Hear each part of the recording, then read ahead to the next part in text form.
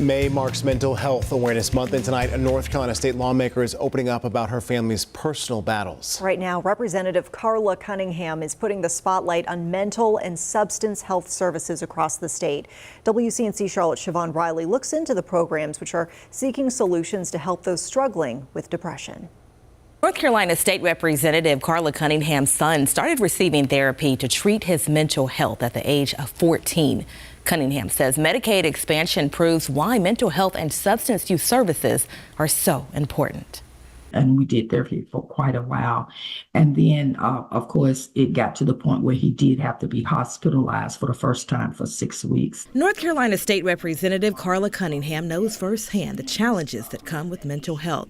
She took her son to a behavioral health facility in Mecklenburg County 28 years ago, during a time when very few people were talking about mental health.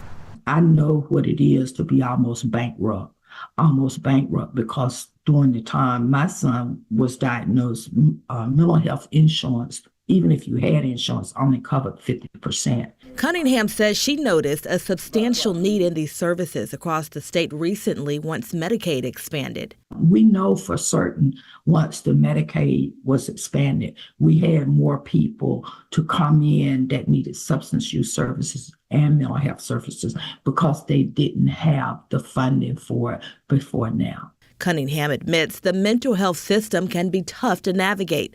That's why she held a town hall meeting recently to encourage people to contact their legislators if they want to learn about resources like the 988 Suicide and Crisis Lifeline and the North Carolina Peer Warm Line. That warm line is not necessarily that you're thinking about committing suicide or you're in crisis at the moment, but you may have something on your mind that you don't want to share with certain people. Cunningham says she wishes these resources would have been around when her son first started dealing with his own struggles.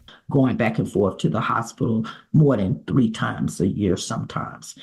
On Tuesday, we are hosting a phone bank where you can get mental health resources from local organizations. The phone bank will take calls that day from 11 to 1 and 4 to 7:30. Back to you.